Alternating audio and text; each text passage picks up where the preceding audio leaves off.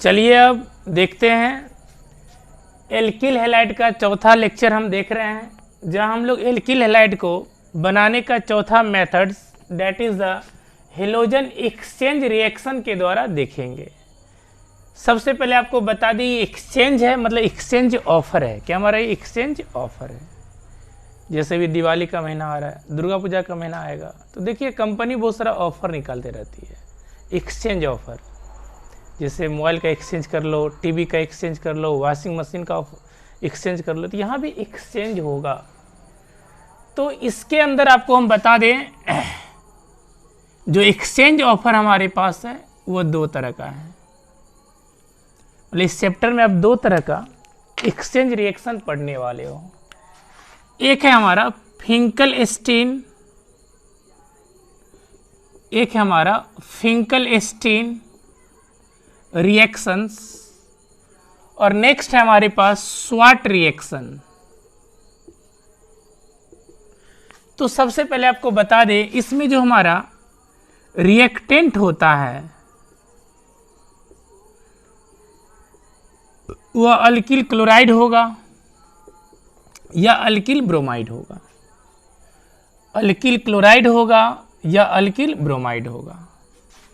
और जो हम रीएजेंट यूज करते हैं वह सोडियम आयोडाइड होगा और एसीटोन होगा। और जो प्रोडक्ट हमारा बनेगा वो हमारा क्या बनेगा? RI, मतलब एल्किल आयोडाइड बनेगा। इसको आइडो अल्केन कहेंगे, आइडो अल्केन।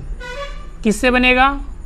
क्लोरो चाहे ब्रोमो, क्लोरो या जिससे इसको ले लेते हैं ब्रोमो अल्केन से। ब्रोमो क्लोरो अल्केन से क्या बनेगा? आइडो अल्केन। बात समझ गए सब कोई? अगर इसमें हम बात करते हैं स्वाट रिएक्शन में, तो इसका जो हमारा रिएक्टेंट है क्या हमारा RCl है चाहे RBr है। इसका जो रीएजेंट है इसमें ले सकते हैं एंटीमनी ट्राइफ्लोराइड या सिल्वर फ्लोराइड या मरकरी फ्लोराइड या कोबाल्ट फ्लोराइड, ऐसा कुछ हम ले सकते हैं। और यहाँ जो प्रोडक्ट बनेगा RF, अच्छा इसके साथ आपको एसीटोन यहाँ भी लेना पड़ेगा। बात समझ गए सभी? तो इसका रिएक्शन आप सिंपल ऐसे देख लो, RCl और सोडियम आयोडाइड, यहाँ से NaCl बाहर निकला, RI हमारा बन गया एसीटोन में। और जो हमारा NaCl था ये एसीटोन में क्या किया? PPT बना लिया, जम गया। बात समझ गया? यहाँ रिएक्शन देख सकते हो, RCl है ना, सिल्वर फ्लोराइड ले लो, यहाँ से AgCl बाहर निकलेगा और बन जाएगा हमारा RF। समझे कि नहीं समझे? देखिए ध्यान दीजिए, फिंकल-स्टीन, पहले हम बात ट्रिक का ही कर लेते हैं। फिंकल-स्टीन में F है तो यहाँ F नहीं लेना है, इसकी टोटल रिएक्शन में F नहीं लेना है। फिंकल-स्टीन है, F से है, F नहीं लेना है। स्वाट रिएक्शन में F नहीं है, F लेना है। मतलब ये कि यहाँ फ्लोराइड प्रोडक्ट बनेगा और यहाँ हमारा फ्लोराइड प्रोडक्ट नहीं बनेगा, आयोडाइड बनेगा। जैसे आपके घरों में छोटा सा टीवी है ना, 17 इंच का, कितना इंच का? 17 इंच का। और आयोडीन हमारा कर रहा है 53 इंच का, मतलब बड़ा सा टीवी मिलेगा, दिवाली ऑफर आ गया है। 17 इंच का कौन है? क्लोरीन। कह रहा है क्लोरीन ले आओ और बदले में आयोडीन ले जाओ, तो बड़ा टीवी ले जाओ 53 इंच का। होता है ना घर में छोटा सा पुराना टीवी है, ब्लैक एंड वाइट वाला है, उसको जल्दी से ले जाओ, दिवाली ऑफर आ रहा है। और क्या करना? बड़ा सा टीवी ले आना। तो फिंकल-स्टीन में बड़का हेलोजन बनता है, बड़ा वाला हेलोजन बनेगा। और स्वाट रिएक्शन में छोटा हेलोजन बनता है। अब कहोगे गुरुजी कोई बड़ा सा टीवी देगा 17 इंच का और 9 इंच का टीवी क्यों लेगा? तो भैया यहाँ भी एक्सचेंज ऑफर है, लेकिन यहाँ टीवी का एक्सचेंज नहीं, यहाँ पे वॉशिंग मशीन का एक्सचेंज है। जैसे बड़का वॉशिंग मशीन है, बड़का वॉशिंग मशीन है, ये बहुत ज़्यादा जगह घर में ले लेता है, इसको ले जाओ, और छोटका वॉशिंग मशीन जो 2 in 1 है उसको लेके आ जाओ। बात समझ रहे ना। अभी क्या है, आज के समय में तो सब कुछ तो इंसान के पास बढ़ ही रहा है, लेकिन जगह कम हो रहा है। तो जगह कम हो रहा है तो वहाँ पर क्या करोगे, जो बड़का वॉशिंग मशीन था उसको ले जाओगे और छोटका 2 in 1 वाला वॉशिंग मशीन लेके आ जाओगे। तो ये भी एक्सचेंज है कि बड़का वॉशिंग मशीन लेके आओ, छोटका वॉशिंग मशीन लेके जाओ, तो यहाँ छोटका बनेगा। बात बुझ रहे हैं। तो ये हमारे पास ट्रिक की बात हो गई। जहाँ फिंकलस्टीन में F है वहाँ F नहीं लेना है, स्वाट में F लेना है, मतलब फ्लोराइड प्रोडक्ट बनेगा, वॉशिंग मशीन वाला कॉन्सेप्ट है। और यहाँ हमारा क्या है, छोटका टीवी ले जाएंगे, बड़का टीवी लेके आएंगे, दोनों हमारा क्या है, हेलोजन एक्सचेंज रिएक्शंस है। अब इन दोनों रिएक्शन को कंपेयर तो देख लिए, अब इन दोनों रिएक्शंस का हम लोग देखेंगे कैसे होता है, एक एक करके समझेंगे। ये डिफरेंस सा हो गया। तो खैर जो भी हो, अधिक से अधिक आप लोग घर पे पढ़ाई कीजिए। पढ़ाई एक ऐसा चीज़ है, ज्ञान एक ऐसा चीज़ है कि सब कुछ दुनिया में लोग बांट सकता है, डकैती कर सकता है, लेकिन ज्ञान एक ऐसा चीज़ है जिसके सहारे आप विकट परिस्थिति में भी बहुत आगे निकल जाएंगे। लोग आपकी और विकट स्थिति की कामना करेंगे, लेकिन शिक्षा अगर आपके पास है, ज्ञान आपके पास है, तो आप आगे निकलते रहेंगे। इसलिए हमेशा पढ़ाई कीजिए, दिन रात कीजिए। इस बार जैसा कि नीट का बहुत सारे टॉपरों का बायोडेटा देखा गया है, तो बहुत सारे बच्चे केमिस्ट्री और फिजिक्स में बहुत अच्छा स्कोर किए हैं। इससे पहले ऐसा देखा जाता था कि फिजिक्स में उतना अच्छा स्कोर नहीं होता, लेकिन इस साल बच्चे सब फिजिक्स में भी मतलब 180 में 180, 175 ऐसा कुछ लाए हैं। तो आपसे भी हम यही कहेंगे कि किसी भी सब्जेक्ट को अब कमज़ोर करके चलोगे, सोचोगे 3 में से 2 स्ट्रांग है, मेरा नीट निकल जाएगा, जी निकल जाएगा, तो गलत सोच है।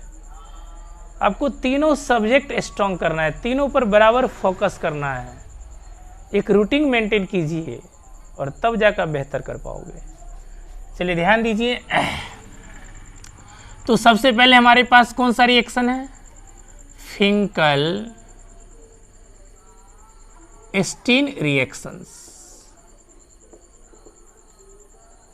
तो फिंकल स्टीन रिएक्शन में क्या होता है बाबू, तो सबसे पहले हम यहाँ पर कोई भी एल्किल हैलाइड ले ले, जैसे एग्जाम्पल ही डायरेक्ट लेते हैं, CH3CH2Br, चाहे CH3CH2Cl, इनका रिएक्शन हम सोडियम आयोडाइड से करेंगे इन एसीटोन, और एसीटोन हमारा ड्राई होना चाहिए, ड्राई एसीटोन। एसीटोन का फॉर्मूला ले लो, एसीटोन का CH3COOCH3। तो आपको जानकारी दे दें कि हमारा सोडियम आयोडाइड एसीटोन में अच्छी तरह से सोलूबल है। अब कैसे सोलूबल है, तो आपने सेकेंड चैप्टर क्लास 12 का पढ़े थे सॉल्यूशन वाला, कि लाइक डिजॉल्व लाइक। तो इसके अंदर जितना कार्बन का बॉन्ड है सबका सब क्या कोवेलेंट बॉन्ड है, ये कोवेलेंट मॉलिक्यूल्स है, और ये भी हमारा कोवेलेंट मॉलिक्यूल्स हैं। आपको ऐसा लग रहा होगा गुरुजी इसके अंदर सोडियम है, तो यह तो हमारा इलेक्ट्रोवेलेंट बॉन्ड, इलेक्ट्रोवेलेंट कंपाउंड ऐसा कुछ बन रहा है, यहाँ आप कोवेलेंट कर रहे हैं। तो ठीक है, आपका सोच सही है, लेकिन आपको बता दे कि कंपाउंड के अंदर 100% एक तरह का गुण नहीं होता है। आपके ही अंदर क्या 100% अच्छा ही है, कुछ बुराई आ ही जाएगा। तो ठीक है, इसके अंदर इलेक्ट्रोवेलेंट कैरेक्टर है, लेकिन इसके अंदर कोवेलेंट कैरेक्टर भी है। अब प्रश्न ये है कि जितना हमारा बड़ा एन होगा उतना ही ज़्यादा कोवेलेंट कैरेक्टर होगा। जितना बड़ा हमारा एन होगा माइनस चार्ज, उतना ही ज़्यादा क्या होगा, कोवेलेंट कैरेक्टर होगा। इस बात को फजान ने बताया था। तो ये भी कोवेलेंट नेचर का है ज़्यादा से ज़्यादा, और ये भी कोवेलेंट नेचर, दोनों क्या होगा, सोलूबल हो जाएगा। और जब सोलूबल होगा सोडियम आयोडाइड, तो Na+ बनेंगे और I- बनेंगे। मतलब दोनों घुल मिल गए, जैसे नमक पानी में घुल जाता है तो फिर नमक टूटता है पानी के अंदर, Na+Cl-, उसी तरह से यहाँ पे क्या टूटा है, Na+ और I-। I- क्या है, किसको लाइक करेगा, खुद तो माइनस है, किसको लाइक करेगा, प्लस सेंटर को। प्लस मीन्स क्या है, न्यूक्लियस, न्यूक्लियोफाइल, ये हमारा पहले न्यूक्लियोफाइल बनेगा। अब सोचना ये है कि ये जो हमारा न्यूक्लियोफाइल है ये पॉजिटिव सेंटर को सर्च करेगा, तो इसका पॉजिटिव सेंटर मान लो ये बनेगा, ये निगेटिव पार्ट से पॉजिटिव पार्ट से, तो क्या हो जाएगा हमारा CH3 CH2 Br, sorry Br तो था ही पहले से, I आ गया, और हमारा कह सकते हो यहाँ से NaBr बाहर निकल गया। तो ऐसा देखना पड़ेगा कि सभी कुछ स्क्रीन के अंदर है कि नहीं। एक मिनट,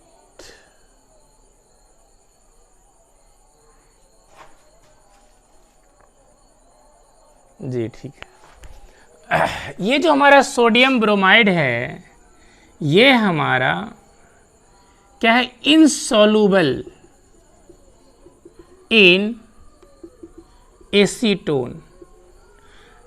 जैसा कि आपको बता दिए थे कि ये जो हमारा आयोडाइड है बड़ा एटम होता है, बड़ा एटम होता है, ये छोटा एटम होता है, तो जितना ज़्यादा बड़ा एटम उतना ही ज़्यादा कोवेलेंट कैरेक्टर हुआ, और जितना ज़्यादा कोवेलेंट कैरेक्टर उतना ही ज़्यादा सॉल्युबल है। इसमें कोवेलेंट कैरेक्टर कुछ कम, इसलिए इनसॉल्युबल है। इसलिए क्या करता है, एसीटोन में ये पीपीटी बना लेता है, ये जम जाता है। तो जो दो ठो प्रोडक्ट बना उसमें से एक प्रोडक्ट क्या हुआ, नीचे बैठ गया, तो एक तरह से हमारा प्रोडक्ट का स्थान खाली हो रहा है। तो ली चिट्रल प्रिंसिपल क्या कहती है कि प्रोडक्ट जितना बाहर निकलेगा फॉरवर्ड रिएक्शन उतना ही आगे बढ़ेगा, और अगर प्रोडक्ट बाहर नहीं निकल रहा है बनकर वहीं पर है तो रिएक्शन हमारा बैकवर्ड भी पकड़ सकता है। उदाहरण के तौर पे चक्की में तुमने गेहूं दिया और गेहूं बार बार निकालते रहोगे, मतलब आटा बार बार निकालते रहोगे तो गेहूं स्पीड से पिसाएगा, लेकिन तुमने आटा मत निकालो, उसमें उसको जाम कर दो, तो क्या होगा, गेहूं का पिसाने का रफ्तार कम हो जाएगा। तो वही बात है, फॉरवर्ड रिएक्शन के लिए जरूरी है कि हमारा पीपीटी बनकर साइड हो जाए, नीचे बैठ जाए, तो हमारा रिएक्शन फॉरवर्ड क्या होगा, बहुत अच्छा होगा। बात समझिए। तो एसीटोन का दो फंक्शन, एक कि एसीटोन इसको सोल्यूबल करके रिएक्शन करवाता है, इसको तोड़ता है, न्यूक्लियोफाइल बनाता है, और दूसरा एसीटोन में ये चीज़ हमारा क्या है, इनसोल्यूबल है, इसलिए पीपीटी बन जाता है सोडियम ब्रोमाइड और नीचे बैठ जाता है। बात समझ गए आप लोग। तो यहाँ और एक बात था कि आपको शॉर्टकट यहाँ बताएं, लेकिन मैकेनिज्म अगर देखते हैं तो और अच्छा समझ में आएगा। उससे पहले इस रिएक्शन को कंप्लीट करते हैं। बस यहाँ पे क्या करना है, NaCl को बाहर निकालना है और I यहाँ पे सेट कर देना है। तो CH3 CH2 और I बन गया हमारा NaCl। ये भी NaCl क्या करेगा, पीपीटी बना लेगा, पीपीटी बना लेगा। अब टोटल मैकेनिज्म थोड़ा सा हम देख लेते हैं। ये बात समझ गए पहले आप लोग, न्यूक्लियोफाइल कैसे बनता है।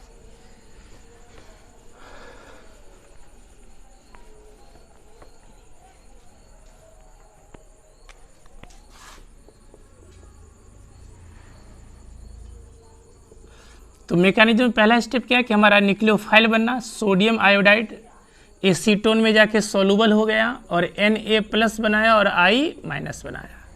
अब जो हमारा ब्रोमाइड था, मतलब जो एल्किल हैलाइड था दूसरा स्टेप में, इसका तो स्ट्रक्चर ऐसा बना लो, ये हमारा Cl है मान लो, ये हमारा Cl है, CH3 है, ये H है और ये हमारा H है। ये बॉन्ड आपके तरफ है, डार्क दिखाना पड़ेगा, इसको तुम डॉट लाइन से दिखा दो, ये आपसे दूर है। और यहाँ पर हम लोग क्या ले लिए हैं, I-। तो जैसा कि ये जो क्लोरीन है ये निगेटिव सेंटर है, क्या बोले हम, कार्बन और क्लोरीन में क्लोरीन क्या है, निगेटिव सेंटर है, और आयोडीन भी क्या है, निगेटिव है। तो दो निगेटिव में रिपल्सन होगा, इसलिए सामना सामनी रिएक्शन नहीं होगा। है ना कि सामने जो नहीं जीत सका वो क्या करेगा, पीछे से चाकू मारेगा। नहीं सुने हो कि पीठ में चाकू मारता है, तो वो ये पीठ में चाकू मारेगा। तो अब होगा क्या कि ये बॉन्ड हमारा धीरे धीरे कमजोर होगा, क्लोरीन वाला, उसी समय आयोडीन वाला बॉन्ड बनेगा धीरे धीरे। ये हमारा H है, ये हमारा CH3 है और ये हमारा क्या है, H है। अब धीरे धीरे क्या होगा, ये Cl हमारा बाहर निकलेगा और ये बॉन्ड उतना ही स्ट्रांग होगा। तो इसको हम ऐसे दिखाएंगे, CH3H और ये हमारा बन गया आयोडो। जैसा कि पता है यहाँ पर क्या था, कार्बन sp3 था तो 109 डिग्री का फॉर्मेट में स्टेबल था। यहाँ पर क्या हो रहा है, यहाँ भी sp3 है कार्बन, लेकिन 109 डिग्री हुआ नहीं, इसलिए एंगल का बहुत ज़्यादा स्ट्रेन है। तो स्ट्रेन को कम करने के लिए रीअरेंजमेंट होता है और इसी घटना को कहते हैं इन्वर्सन। क्या कहते हैं, जैसे बताए थे कि जो छाता है वो पलट जाती है, वो वाला स्ट्रक्चर। तो इन्वर्सन कैसे हुआ, कार्बन था, ये हमारा H है, ये हमारा CH3 है, जो नज़दीक था वो दूर जाएगा, ये हमारा H है और ये हमारा I है। तो यह इन्वर्सन वाली घटना होता है। तो ये इस मैकेनिज्म हम लोग क्या कहते हैं, न्यूक्लियोफिलिक सब्सटीट्यूशन। मतलब न्यूक्लियोफाइल आया, Cl को हटाया, खुद वहाँ सेट हुआ, तो उसको कहते हैं न्यूक्लियोफिलिक सब्सटीट्यूशन। और चूंकि प्राइमरी एल्किल हैलाइड है, हमने प्राइमरी एल्किल हैलाइड लिया, इसलिए इसको कहेंगे SN2। क्या कहेंगे, SN2। मतलब इनका निकलना और इनका आना दोनों एक साथ चलती है, तो nucleophilic substitution bye molecular mechanism को कहेंगे। बातें स्पष्ट हो गई, दिक्कत है कहीं पर? और एसीटोन का रोल तो बता ही दे कि एसीटोन सॉल्वेंट का काम करता है, इसको सोलुबल होने देता है जिससे आयोडीन बनता है। और यही एसीटोन क्या करता है, ये जो हमारा अभी निकला ना क्लोरीन और सोडियम, सोडियम क्लोराइड को इनसोलुबल कर देता है, जिससे नीचे बैठ जाती है। तो ये हमारा था मैकेनिज्म किसका, फिंकल-एस्टीन का। अब थोड़ा सा स्वाट के बारे में देख लो, स्वाट रिएक्शंस।